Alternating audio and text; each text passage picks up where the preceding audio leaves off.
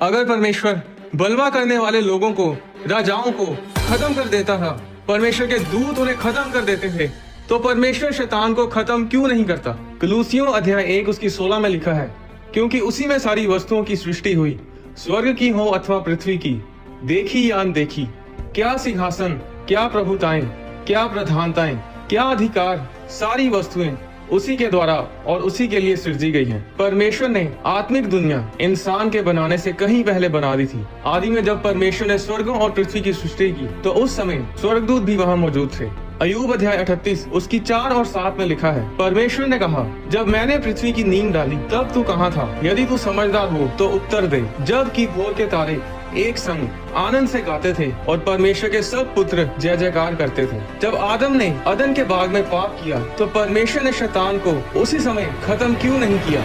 जब इंसान मरता है तो उसकी आत्मा या तो स्वर्ग में जाती है या फिर नरक में, इसके अलावा कोई और जगह नहीं। इंसान की आत्मा अमर है, अनंत है, आत्मा कभी नहीं मरती। हमारा शरीर 3 अध्याय 24 उसकी 35 में लिखा है, प्रभु यीशु ने कहा, मैं तुमसे सच सच कहता हूँ कि जब तक ये सब बातें पूरी ना हो लें, तब तक इस पीढ़ी का अंत ना होगा। आकाश और पृथ्वी टल जाएंगे, परंतु मेरी बातें कभी ना टलेंगी, मेरा वचन कभी ना टलेगा। परमेश्वर का वचन क्यों ना टलेगा? क्योंकि वो परमेश्वर के अंदर से निकला है। जो कुछ परमेश्वर के अंदर से निकलता है वो हमेशा के लिए अमर रहता है, वो कभी नहीं मरता। अब परमेश्वर ने स्वर्ग दूतों को बनाया, उसने उन्हें आत्माएं बनाया। सब स्वर्ग दूत अनंत हैं, अमर हैं, आप उन्हें मार नहीं सकते, उन्हें नाश नहीं कर सकते। शैतान एक गिरा हुआ स्वर्ग दूत है। वो पहले एक अभिषिक्त स्वर्ग दूत था जो परमेश्वर के सिंहासन के सामने उपस्थित रहता था। शैतान जो पहले लूसीफर कहलाता था, वो स्वर्ग का वर्शिप लीडर था। पर जब उसके मन में उसकी सुंदरता और उसके रुतबे पर घमंड आया, तो उसने अपने मन में कहा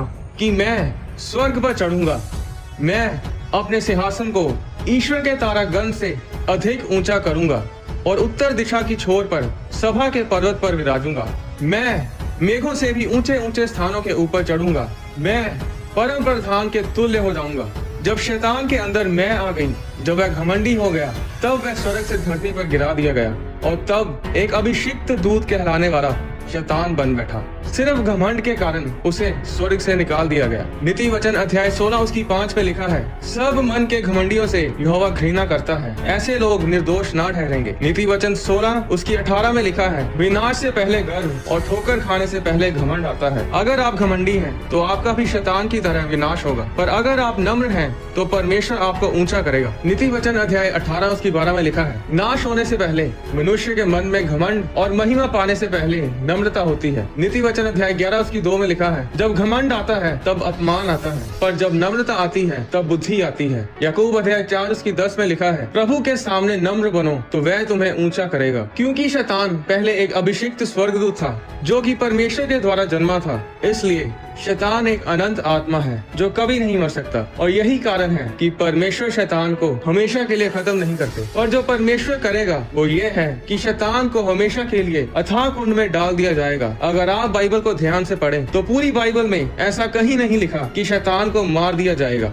प्रेरितों के काम अध्याय 12 उसकी 21 में लिखा है, ठहराए हुए दिन हेरोदेस राज्य वस्त्र पहनकर सिंहासन पर बैठा और उनको व्याख्यान देने लगा। तब लोग पुकार उठे, ये तो मनुष्य का नहीं ईश्वर का शब्द है। उसी क्षण प्रभु के एक स्वर्गदूत ने तुरंत उसे मारा, क्योंकि उसने परमेश्वर को महिमा ना दी और वह कीड़े पड़कर मर गया। ऐसा क्यों हुआ? परमेश्वर ने एक इंसानी राजा को इसलिए मार दिया क्योंकि उसने परमेश्वर को महिमा नहीं दी। पर शैतान जिसने सारी दुनिया को भ्रष्ट किया, परमेश्वर उसे क्यों नहीं मारता? क्या परमेश्वर का जोर सिर्फ इंसानों पर ही चलता है? क्या परमेश्वर की शक्ति शैतान के आगे कमजोर पड़ जाती है? नहीं, कभी नहीं, क्योंकि हमारा परमेश्वर यहोवा सर्वशक्तिमान, परम प्रधान और महाबुद्धिमान है। ऐसी कोई तोप नहीं बनी, ऐसा कोई हथियार नहीं बना जो हमारे परमेश्वर के आगे टिक पाए। वो हमेशा से सर्वशक्तिमान था, सर्वशक्तिमान है और सर्वशक्तिमान रहेगा। ना स्वर्ग में, ना धरती पर और ना धरती के नीचे ऐसी कोई चीज नहीं जो परमेश्वर के आगे घुटना ना टेकेगी। वो राजा मार दिया गया क्योंकि वो शरीर में था, उसकी आत्मा नहीं मरी क्योंकि उसकी आत्मा अमर है, पर वो नर्क में गई। परमेश्वर ने जब आदम को बनाया तो उत्पत्ति अध्याय 2 की 7 में लिखा है, तब यहोवा परमेश्वर ने आदम को भूमि की मिट्टी से रचा और उसके नथनों में जीवन का श्वास फूंक दिया और आदम जीवित प्राणी बन गया।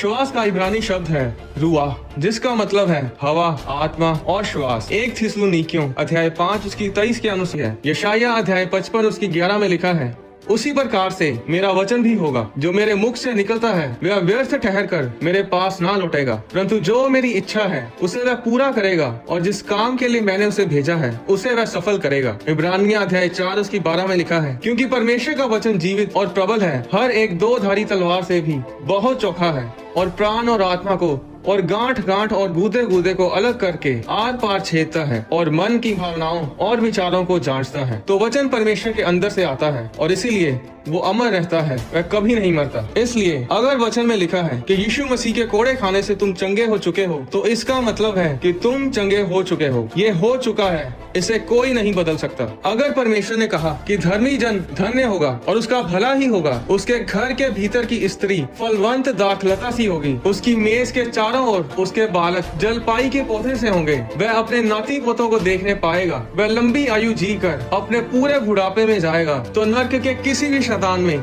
इतनी हिम्मत नहीं कि इस वचन को खत्म कर सके। अगर परमेश्वर ने कह दिया कि ऐसा होगा तो मतलब ऐसा ही होगा। परमेश्वर के वचन में कोई अगर मगर नहीं होता। जिस शैतान को लोगों ने हवा बना रखा है उसमें इतनी भी ताकत नहीं कि एक छोटी सी चींटी को भी मार गिराए। अगर आज वो लोगों को तंग कर पा रहा है तो वो इसलिए क्योंकि परमेश्वर ने उसे छूट दी है ये सब करने की। पर वही लोग शैतान के प्रभाव में आते हैं जो परमेश्वर की हजूरी से बाहर हैं। आज लोग प्रभु यीशु की तस्वीरों को शैतान के साथ पंजा लड़ाते दिखाते हैं। ये सब बकवास है। बाइबल में लिखा है लूका 10 उसकी 18 में कि यीशु ने कहा, मैं शैतान को बिजली के समान स्वर्ग से गिरा हुआ देख रहा था। जरा सोचिए कि यीशु मसीह बैठे देख रहे थे, बस दूतों ने उसे स्वर्ग से धरती पे गिराया। प्रकाशित वाक्य अध्याय 20 उसकी 1 में लिखा है कि फिर मैंने एक स्वर्गदूत को स्वर्ग से उतरते देखा, जिसके हाथ में अथाह कुंड की चाबी और एक बड़ी जंजीर थी। उसने उस अजगर अर्थात पुराने सांप को, जो इबलीस और शैतान है, पकड़ के 1000 वर्ष के लिए बांध दिया और उसे अथाह कुंड में डालकर बंद कर दिया, और उस पर मोहर लगा दी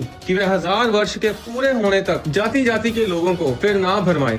इस वचन में ये नहीं लिखा गया कि फिर माइकल, जो सारे स्वर्गदूतों की सेना का प्रधान है, शैतान से लड़ा और बहुत भारी जंग हुई और उसने फिर शैतान को बांधा और अथाह कुंड में डाल दिया।